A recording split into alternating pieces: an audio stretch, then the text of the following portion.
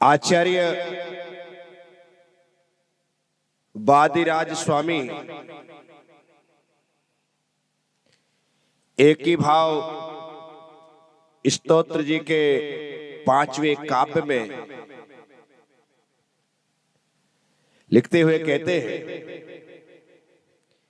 Locus एकस तमसि भगवन निर्निमित्तेन बंधु त्वय्ये वासौ सकल विषया शक्तिर प्रत्यनीका भक्ति स्फीतां चिरमधिवसन मामिकां चित्तसय्यां मय्युत्पन्नम कथमिव ततः क्लेशयोथम सहेथा।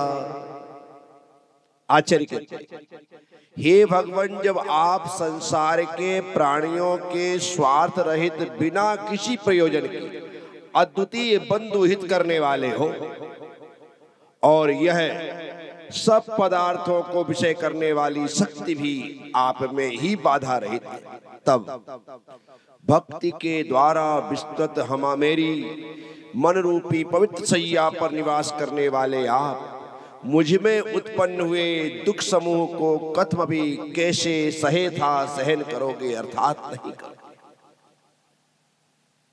क्या कह रहे हैं? आचार्य वादिराज स्वामी कहते कि हे भगवान, संसार में रहने वाले जो प्राणी हैं, आप उन प्राणियों के अकारण बंधु हो।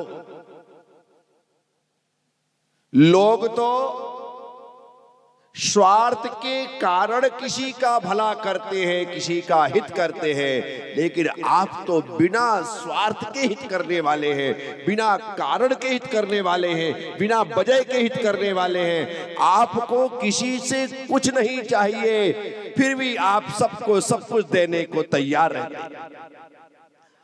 इसलिए भगवान के लिए जो शब्द आया है वह शब्द है अकारण बंधु। सकारण तो सभी लोग बंधु बनते हैं, लेकिन बिना कारण के कोई हमारा बंधु हो जाए, बिना कारण के कोई हमारा हितैषी हो जाए, बिना कारण के कोई अपनापन दिखाए, ये सिर्फ भगवान के द्वारा ही संभव है, बाकी जीवों के द्वारा संभव नहीं है। क्योंकि संसार स्वार्थ की नींव पर टिका है। संसार का प्रत्येक व्यक्ति स्वार्थी है। आपने यदि विवाह किया है तो अपने सुख के लिए, संसार बढ़ाया है तो अपने सुख के लिए, आप जो कुछ भी कर रहे हैं उसमें आप नंबर 1 पर हैं। इसलिए आपने गौर किया होगा, जब कोई व्यक्ति मोबाइल से सेल्फी लेता है, अब वो सेल्फी भले मेरे साथ ले या देश के प्रधानमंत्री या राष्ट्रपति के साथ ले, जब वह सेल्फी लेता है तो सेल्फी में जो फोटो आती तो लेने वाला ही उसमें प्रमुख होता है। कौन होता है? ऐसा ले, पीछे सब आएंगे लेकिन नंबर 1 पर वही है। हर व्यक्ति स्वार्थी है, वो अपना हित चाह रहा है कि पहले मैं रहूं, सबसे ज्यादा हाईलाइट मैं हूं, सबसे ज्यादा प्रमुख मैं दिखाई दूं। ये जहां व्यक्ति सेल्फी होगा, सेल्फीज और सेल्फी उसी शब्द से निर्मित हुई है। इसीलिए जहां पर व्यक्ति प्रमुख दिखना चाहे, मैं करे, समझ जाना कि वह सेल्फी है, स्वार्थी है, अपना हित तो साध रहा है लेकिन दूसरे का हित नहीं करना चाहिए। लेकिन भगवान के साथ ऐसा नहीं है। भगवान तो ये फोटोग्राफर, वीडियोग्राफर की तरह होते हैं। किसकी तरह होते हैं? तुम्हारी फोटो खींच करके खुश है वो, तुम्हारा वीडियो बना करके खुश है वो। पूरे कार्यक्रम में वीडियोग्राफर, फोटोग्राफर रहता है, सबकी फोटो वीडियो आता है लेकिन उसका नहीं आता। क्यों? क्योंकि उसे अपनी फिक्र नहीं है। अन्यथा वो सोचे कि यार एक आध तो मेरी भी आना चाहिए, वो सोचता ही नहीं है। उसका काम सिर्फ अच्छे से अच्छी तरीके से प्रत्येक कार्यक्रम को कवरेज करना होता है। वो अपने को कवर नहीं करता है, वो सबको कवर करता है। इसीलिए मैं आपसे कह रहा हूं, एक स्वार्थी होना, तो संसार तो स्वार्थी है, सिर्फ भगवान ही परार्थी है, जो कि हमारे लिए अकारण बंधु बन करके हमारा हित करता है। तो आचार्य कहते हैं भगवान में जो हित करने की शक्ति है वो भी बाधा रहित है। कैसी है? उसमें भी किसी प्रकार की बाधा नहीं। भगवान एक साथ सारे संसार के जीवों का हित कर सकते। आपने सुना होगा जब तीर्थंकर परमात्मा का जन्म होता है तो एक क्षण के लिए ही सही तीनों लोक में शांति छा जाती है। नरकों के नार की भी एक क्षण के लिए लड़ना, झगड़ना, मारना, पीटना बंद कर देते हैं और उन्हें भी उस क्षण शांति का एहसास होता है। जिस नरक में अशांति के अलावा कुछ नहीं है, उस नरक में भी तीर्थंकर भगवान के जन्म लेते ही शांति का एहसास हुआ। साथियों, ये बहुत बड़ी बात है कि जिनका हित करने का भाव बाधा रहित है, उनका उस भाव की वजह से नरकों में भी शांति व्याप्त हो जाती है, वहां भी शांति छा जाती है। जहां जीव सिर्फ पाप का फल भोगने गया है, जहां जीव सिर्फ पाप का फल भोगने गया है, उस नरक में भी उस महान पुण्यात्मा जीव के पुण्य से वह जीव एक पल के लिए शांति का एहसास करता है। एकदम से रोता हुआ व्यक्ति, एकदम तड़पता हुआ, छटपटाता हुआ व्यक्ति एकदम शांत हो जाता है। आपने देखा होगा, हॉस्पिटल में कई बार देखा होगा, घर में ही देखा होगा, खुद के साथ भी ऐसा घटा होगा। आप एकदम बेचैन छटपटा से रहे हैं और एक क्षण के लिए बस ये जो सुकून है ना, आप ऐसे ही रहना और ऐसे ही जीना चाहते हैं। साथियों, आचार्य वादिराज स्वामी कह रहे हैं कि हे प्रभु, आप अकारण बंधु हैं और आप में हित करने की शक्ति जो है वह भी बाधा रहित है। अब देखना यहां महत्व की बात जो है वो आचार्य महाराज कह रहे हैं कि हे भगवान, आप ध्यान द्वारम, ध्यान के द्वार से, क्या कह, ध्यान के द्वार से आप मेरे हृदय की, मन की सैया में आकर के विराजमान हुए। कहां? मन की सैया में। हाँ, मैंने अपने मन के मकान में, महल में शानदार एक सैया लगा रखी है और आप उसमें मेरी भक्ति के विस्तार के कारण आए और आने के पश्चात मेरे निवेदन पर आपने सैया ग्रहण की है, आप उसमें बैठे निवसन्ने। यहां पर शब्द आया है कि आप उसमें आकर के अधिवसन, निवास करने वाले बैठ गए। फिर आचार्य कहते हैं, जब आप मेरे मन रूपी सैया में आकर के विराजमान हैं, तो फिर मेरे शरीर में उत्पन्न होने वाले दुखों के समूह को आप कैसे सहन करोगे? कैसे सहन करोगे? आप जब मेरे मन में विराजमान हैं और शरीर में यदि कोई दुख उत्पन्न हो रहा है तो क्या आप सहन कर लोगे? आप जहां पर रह रहे हैं, जहां पर आप निवास कर रहे हैं, वहां पर यदि किसी प्रकार का कोई कष्ट उत्पन्न होता है, कोई तकलीफ होती है, तो आप उसे दूर करते या नहीं करते?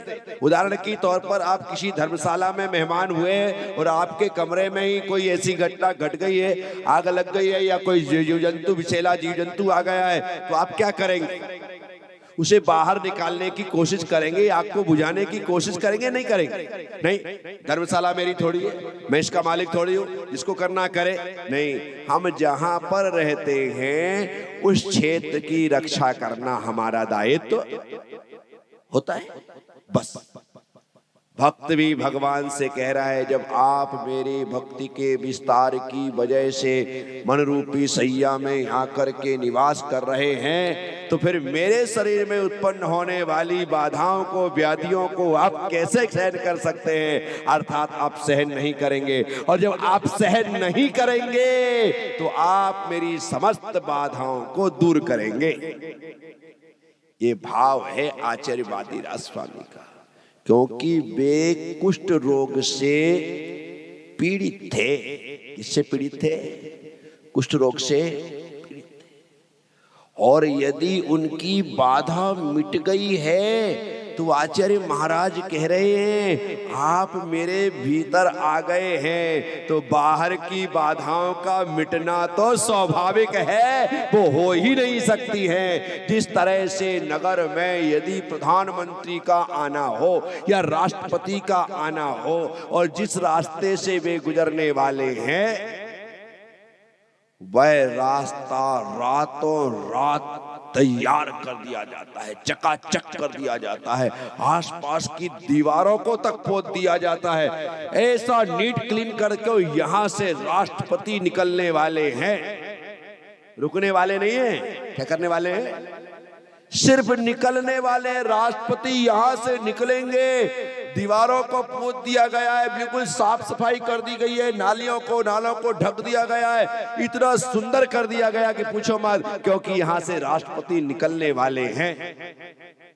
विचार करो, राष्ट्रपति के निकलने पर इतनी व्यवस्था सरकार करती है, जहां त्रिलोकपति जाकर के मन में विराजमान हो गए हों, तो वहां पर शरीर का अस्वस्थ होना तो बन ही नहीं सकता है, वह शरीर पूर्णतः स्वस्थ रहेगा। तो आचार्य महाराज कह रहे हैं, यदि ये कुष्ठ रोग युक्त काया कुष्ठ रोग से मुक्त हुई है, इसमें मेरा अपना चमत्कार नहीं है, आपने मेरी मन रूपी सैया में आसन ग्रहण किया है, उसके प्रभाव से यह शरीर स्वस्थ हुआ है। इसलिए मैं आपसे कह रहा हूं, अपने मन में भगवान को विराजमान करो, तन आपका 100% स्वस्थ रहेगा। 100% उसे यहां विराजमान करना है। लेकिन हमने तो भगवान को मंदिर में विराजमान कर दिया है और अपना काम पूरा कर लिया है। मंदिर में तो भगवान इसलिए विराजमान किए जाते हैं ताकि इतने बड़े नगर का एक छोटा सा हिस्सा, छोटा सा भूखंड पवित्र बना रहे। इन नगर की पवित्रता को बनाए रखने के लिए छोटे छोटे भूखंडों में मंदिर बनाए जाते हैं ताकि नगर शुद्ध बना रहे। यदि मंदिर ना हो तो पूरा नगर अशुद्ध रहे। मंदिर होते हैं तो इतना एक स्थान 50 बाई 50 का, 50 बाई 100 का, 100 बाई 200 का, इतना स्थान शुद्ध रहता है। इतना स्थान, इसलिए हमारा मकान बनता है ना, इतना बड़ा मकान बनाते हैं हम, डुप्लेक्स बनाते हैं या मल्टी बनाते हैं या कोठी बनाते हैं या बंगला बनाते हैं, सब कुछ करते हैं। अपना रूम देखो तो आप आज की तारीख में कोई छोटा सा रूम नहीं बनाना चाहता है। खुद का बेडरूम बनाएगा तो 18 बाई 20 का तो कम से कम चाहिए। क्या 18 बाई 20 का तो कम से कम, हाँ लगे जो ऊपर रह रहे उस कमरे में। बाथरूम देखो तो वो अलग है ना, 18 बाई 20 का तो रूम ही है आपका। उसके बाद बाथरूम आदि देखो तो वो बाथरूम भी ये छोटा मोटा नहीं, 10 बाई 12 का तो बाथरूम चाहिए। इससे छोटा क्या, अन्यथा मजा ही नहीं आता है, कंफर्ट नहीं रहता है।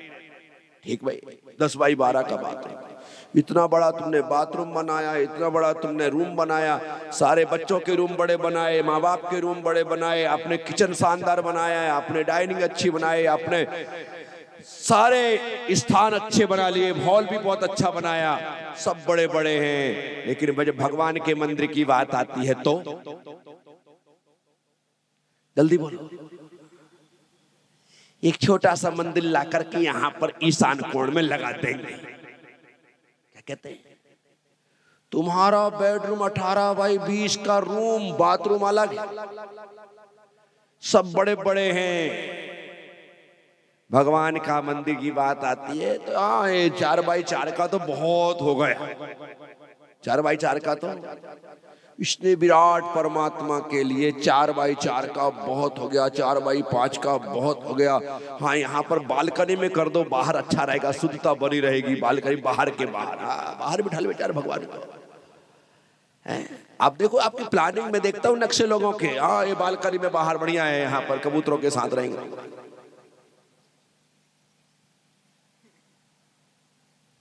हंस रहे हो आप अपने आप पर। वो एक छोटा सा स्थान जो आपने निकाला है ना, हिम्मत करके 4 बाई 4 का, मेहरबानी की है भगवान पर, और जो निकाला है वो 4 बाई 4 का स्थान ही तुम्हारे पूरे घर को ऊर्जा से भरने वाला है, तुम्हारे पूरे घर को पवित्रता से भरने वाला है। वो छोटा सा स्थान हमारे घर में सबके लिए स्थान होता है, भगवान के लिए ढंग का स्थान। कई घरों में तो ढंग स्थान ही नहीं होता, वो क्या जरूरत मंदिर की भगवान रखने का? किसने कहा है मंदिर की मूर्ति नहीं होना चाहिए, ये नहीं होना चाहिए, ये अशुद्ध होता है और अशुभ हो जाएगा। वाह वाह वाह, भगवान यदि अशुभ करेगा तो शुभ कौन? शैतान करेगा क्या?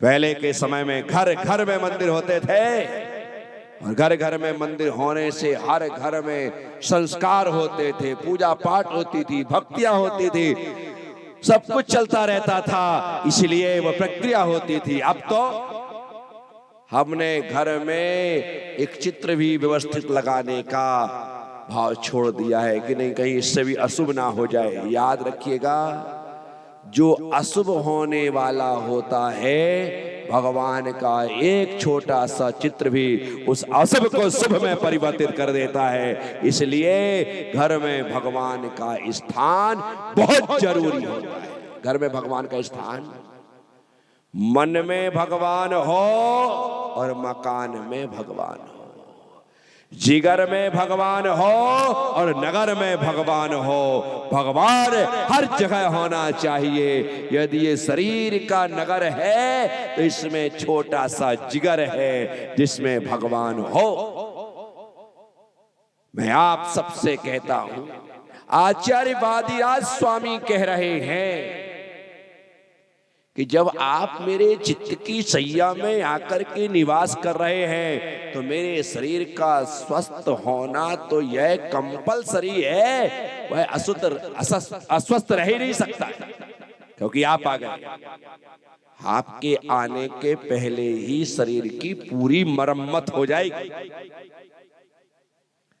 कौन करेगा? साता वेदनी कर्म कौन करेगा? कौन करेगा? साता वेदनी कर्म। भगवान का आने का मतलब क्या है? सभी प्रशस्त प्रकृतियों का उदय में आ जाना, सभी शुभ प्रकृतियों का उदय में आ जाना। एक भगवान के आने पर सभी अच्छे लोग एक्टिव हो जाते। मैं तुम्हारे नगर में आया, जो लोग सात्विक प्रकृति वाले हैं, जो लोग अच्छी प्रकृति वाले हैं, जो लोग धर्म को मानने वाले हैं, वे सारे एक्टिव हो गए। कैसे हो गए? अपने आप। चलो महाराज जी आए, गुरुदेव आए, चलना ही चलना है। सुबह भले तुम ना आओ, लेकिन शाम की स्थिति तो एकदम चेंज होती है आप, क्योंकि अपने भवानी मंडी में सारे लोगों के दिल दिमाग में आनंद यात्रा छाई हुई कि किसी में जाओ ना जाओ, आनंद यात्रा में तो सारे काम धाम छोड़ करके पहुंचना है और लोग पहुंचते हैं। तो क्या कह रहा हूं, मैं आया तो अच्छे लोग एक्टिव हो गए, हमारे मन में भगवान आएंगे, हमारे मन में भगवान आएंगे तो शुभ कर्म एक्टिव हो जाएंगे, शुभ कर्म एक्टिव हो जाएंगे। हमारे मकान में भगवान आएंगे तो मकान में शुभ बरगनाएं एक्टिव हो जाएंगी। क्यों? क्योंकि भगवान आए। याद रखना, ये बिल्कुल ऐसा लॉजिक दे रहा हूं मैं आपको, इस लॉजिक के सामने सारी की सारी बातें दरकिनार करनी पड़ेंगी, क्योंकि अच्छे लोगों के कारण अच्छे लोग एक्टिव होते हैं और बुरे लोगों के कारण बुरे लोग एक्टिव होते हैं। सीधा। तो मेरे मन में भगवान आ गए या आने वाले हैं तो अच्छे कर्म एक्टिव हो जाएंगे, अर्थात उदय में आ जाएंगे। जैसे ही शुभ कर्म उदय में आएंगे मेरा अस्वस्थ शरीर स्वस्थ हो जाएगा, अस्वस्थ शरीर स्वस्थ हो जाएगा।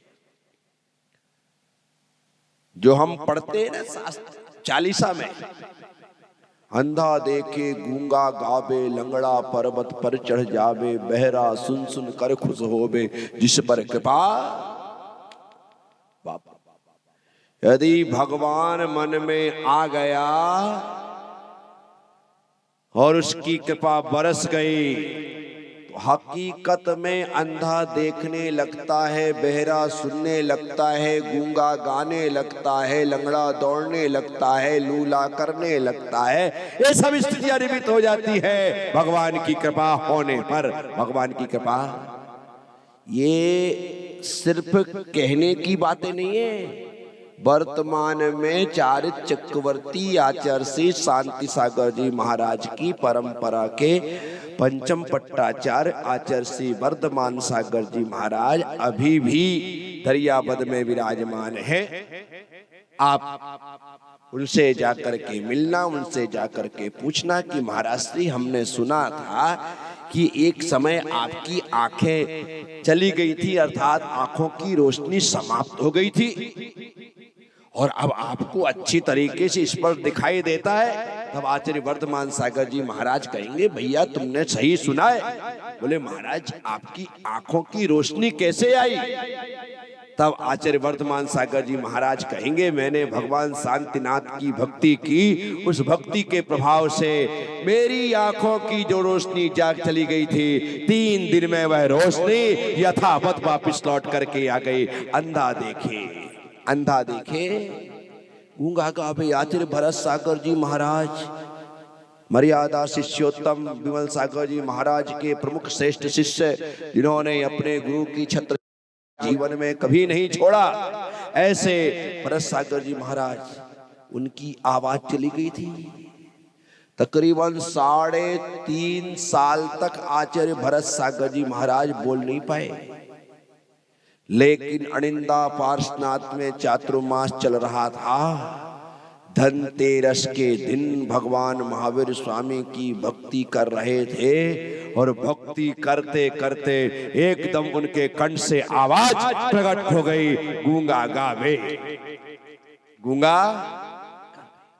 ये सच्चाइयां है जो मैं आपको बतला रहा हूं, बशर्ते भगवान का मन में वास होना चाहिए।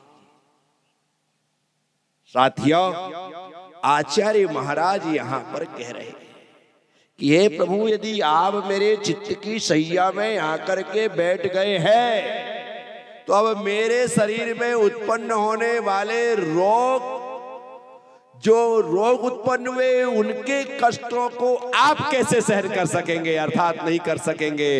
इसीलिए अब वह कष्ट तो मेरे शरीर में होने वाले हैं ही नहीं। तो भगवान को अपने मन में बुलाओ, अपने आप सभी प्रशस्त प्रकृतियां, शुभ प्रकृतियां उदय में आ जाए। उदाहरण की तौर पर एक बड़ा भारी आयोजन सरकार के द्वारा भवानी मंडी में हो और भवानी मंडी में बड़ा भारी आयोजन हो जिसमें तकरीबन 1,50,000 लोग इकट्ठे होने वाले। उसके लिए यहाँ के सरकार में रहने वाले लोग नेतागण सभी मिलकर के दिल्ली जाएं और जाकर के मोदी जी को इनवाइट करें, मोदी जी को इनवाइट करें और मोदी जी अपने आने की स्वीकृति दे दें। ठीक है, मैं उस कार्यक्रम में भवानी मंडी फलानी तारीख को उपस्थित हूं। अब मोदी जी का कार्यक्रम मिलने के साथ ही सारा तंत्र एक्टिव हो जाएगा, सारा तंत्र एक्टिव हो जाएगा। बार बार यहां पर आकर के कलेक्टर एसपी सर्वे करेंगे। जिन्हें झालावाड़ जिला लगता है ना, झालावाड़ से बुलाने में पसीना आ जाए, वो सिर्फ मोदी जी के कार्यक्रम बनने मात्र से बिना बुलाए बार बार आएंगे। वो जिस स्थान का निरीक्षण करेंगे, सारा काम करेंगे। वो तो छोड़ो, जो यहाँ के क्षेत्रीय विधायक हैं उनका तो एक ऑफिस ही डल जाएगा और वो पूरी निगरानी रखेंगे। जो यहाँ के सांसद हैं वो भी बराबर तरीके से दौरे पे रहे। जो यहाँ के प्रभारी मंत्री हैं वो भी आकर के देखें। ये सारा का सारा खेल चलेगा। और यहाँ पर जिस दिन प्रधानमंत्री आएंगे उनका 7 दिन पहले पूरा प्रोटोकॉल आ जाएगा कि कितने बजे कहाँ उतरने वाले हैं, किस रास्ते से चलने वाले हैं, कौन सा रास्ता बंद रहेगा, कौन सा रास्ता खुला रहेगा, किस प्रकार से सारा का सारा डायवर्जन किया गया है, किस प्रकार से ट्रैफिक को चेंज किया गया है, सब कुछ आ जाएगा, अखबारों में आ जाएगा, हर व्यक्ति पढ़ लेगा। कितने देर रहेंगे, क्या क्या करेंगे, सब कुछ आ जाएगा। जब ये तो मैं बात कर रहा हूं, लेकिन महत्वपूर्ण बात यह है आपने बुलाया है सिर्फ प्रधानमंत्री को, भजन लाल शर्मा बिना बुलाया है क्या,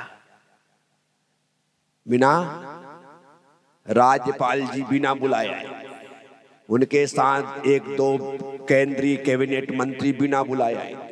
राजस्थान सरकार के तो ज्यादातर लोग यहीं पर यूं ही घूमते रहेंगे, जिनको मंच पे नाम लेकर बुलाया भी नहीं जाएगा।